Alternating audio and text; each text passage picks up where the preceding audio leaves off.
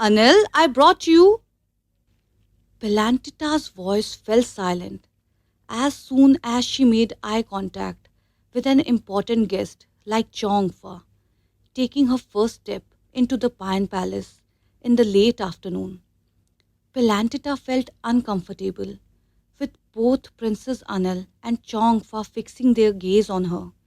It seemed as though her presence was out of place or unexpected.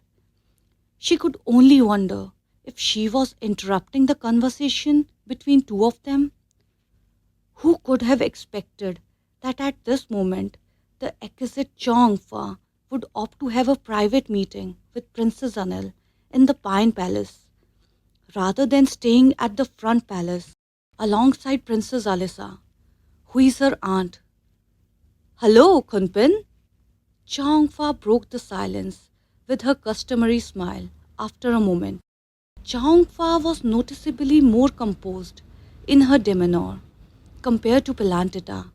However, it was quite surprising to witness Pelantita entering the Pine Palace with such confidence, as if she could come and go freely. She also addressed Princess Anil with an intimacy that implied equality. Hello, Kunyung. Pelantita greeted Chongfa, but her smile seemed somewhat ambiguous, especially when her eyes briefly met Princess Anil's, which also appeared clouded. Pelantita's cunning smile took on a more devious quality, causing Princess Anil to arc her eyebrows in suspicion. However, Princess Anil refrained from saying anything that might irk Lady Pen even slightly. I have never had the chance to see my younger sister Palace, so I took this opportunity to visit her, Lady Pen. Chongfa explained the reason for her visit to the Pine Palace to Lady Pen without realizing it. Yes, Kunyong. Pelantita nodded in acknowledgement but remained silent. Princess Anil pretended to shift the teapot to a table in the hall near the fireplace and then moved to sit on the beige sofa. She did so without uttering a word, allowing Chongfa to join her on the adjacent sofa, also without speaking. When Princess Anil sat on the middle sofa, according to the etiquette, the two ladies had to sit side by side without arguing. Even though Lady Pelantita remained motionless for a while, she eventually took a seat next to Princess Anil, not wanting to appear impolite by continuing to stand in front of her.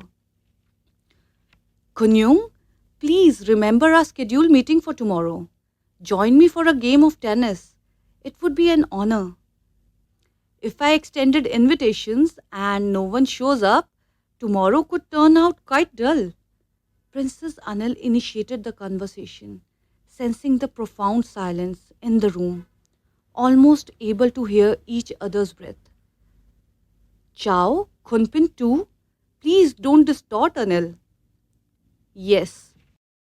Upon hearing Lady Pelantita's curt acceptance and observing her disapproving expression, Chongfa couldn't help but wonder. It had been a long time since Lady Pen was known to be somewhat reserved in her speech.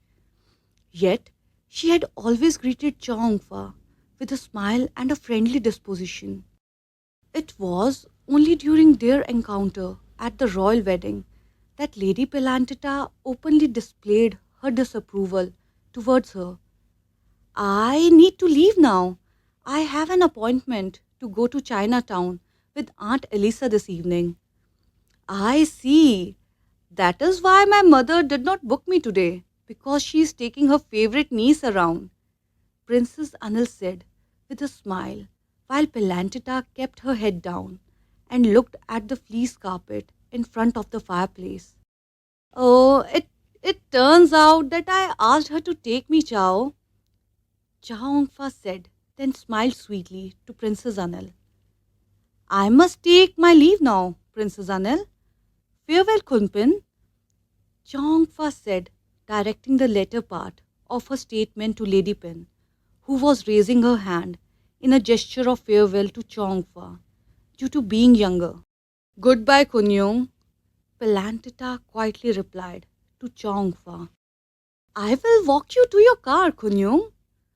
As soon as Princess Anil stood up, Chongfa noticed that her height was only at the shoulder of her cousin. This little story incited something in her heart to flutter again. Don't worry, sister.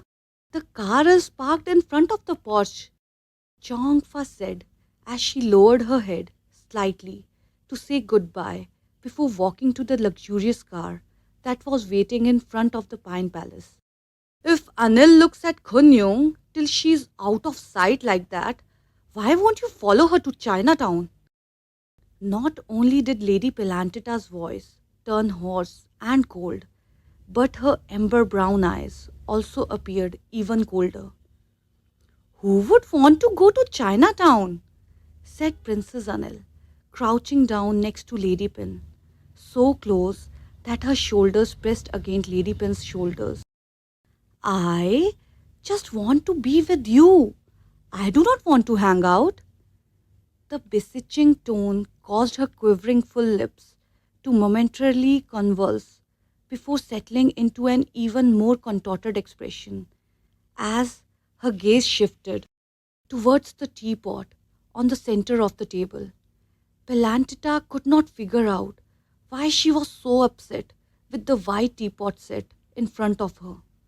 All she knew was that Brick was with her all afternoon, and the Pine Palace also had no other servants to help, for Princess Anil cherished her privacy very much, which can only mean that Princess Anil personally brewed this tea to welcome the beautiful visitor herself.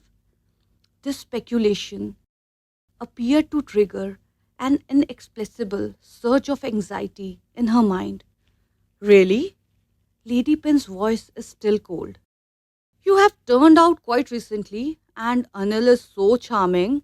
It seems like the palace is quickly filling up with visitors.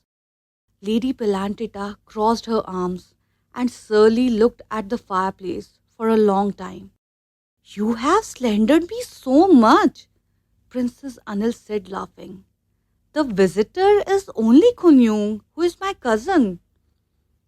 Princess Anil's voice is so focused on the word cousin that Pelantita's sullen face began to look much more relaxed. Will there be even more people tomorrow? Pelantita slowly distanced herself from the body, which appeared to be sliding down and collapsing towards her, as if Princess Anil had no bones. It does not mean that she doesn't want to get closer. If she got closer, her heart would beat so vigorously that it might feel as if it were about to burst from her chest. She does not want that either. I have only invited my brothers, Sister Vati and Chongfa. I have no idea whom my two brothers will invite, Kunpin. Hearing that, Pelantita seemed to be full of concern, even though she herself could not figure out what she was worried about. Maybe I will meet Khunkwa this time? Princess Anil's composed tone prompted Lady Pen to bow her head and tightly purse her lips. A medley of emotions swirled within her, blending together until they were nearly indistinguishable. She knows very well that there is not any slightest reaction to Khunkua. However, will Princess Anil understand this as she does? What is that? Princess Anil looked down at Lady Pelantita, who kept her head down for a moment, changing the topic submissively. I have crafted a flower wreath as a gift for you. A slight smile graced her typically stern visage. I recalled your fondness for the aroma of cock flowers, which currently blanket the courtyard behind Bua Palace. Brick and I fashioned them into a garland to present to you. If you were to place it in your bedroom, it would fill the room with a delightful fragrance. Without realizing it, at that moment, Pelantita lifted her gaze, gazing affectionately at Princess Anil, and her lovely lips, resembling chestnuts, broke into a shy smile, causing her to involuntarily smile in response. It looks so lovely, Kunpin, Princess Anil remarked while gazing at the three garlands displayed on a silver pedestal. These garlands were unique as the flower stems were woven into circular shapes, eschewing the use of thread, unlike typical flower garlands. Can I hold it like this? Princess Anil laughed as she picked up a garland and put it on her white wrist and shook it up and down in a mischievous manner, like a girl. If you want to wear it that way, you can. Lady Pin smiled sweetly. I have offered it to you. You do as you please. Is that so, Kunpin? Little did Pilantita realize that her words had brought immense joy to Princess Anil, who continued to smile radiantly.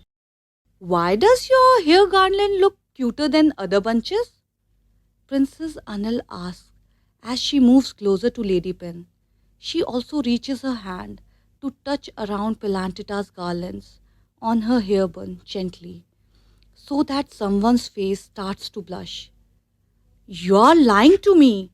Prick and I help each other to weave every bunch to look similar. If they are cute, they're all cute.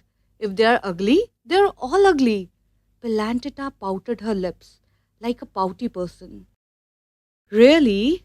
Said Princess Anil, laughing. However, in my perspective, everything is simply to revolve around you. It would be more beautiful than anywhere else.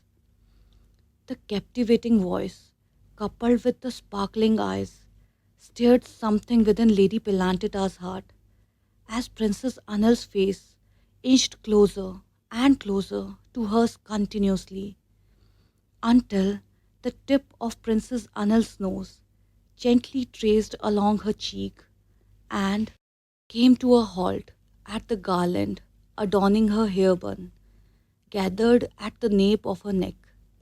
Her heart almost stopped beating in that second. Princess Anil briefly sniffed Pilantita's hair bun, then slowly retraced the tip of her nose along her cheek once more. In the blink of an eye, it feels like an eternity. Lady Pilantita instinctively held her breath when the intense, dark eyes ceased their gaze, now only a finger's width away from her.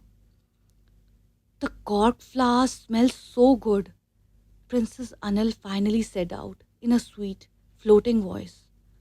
However, the scent of your cheek is many times more fragrant, Kunpin. That's it for this chapter, guys, and I see you soon with next chapter of Loyal Pen Volume 1. If you enjoyed this video, don't forget to hit the like button and subscribe to our channel. It really helps support the channel and keep me motivated. Thank you.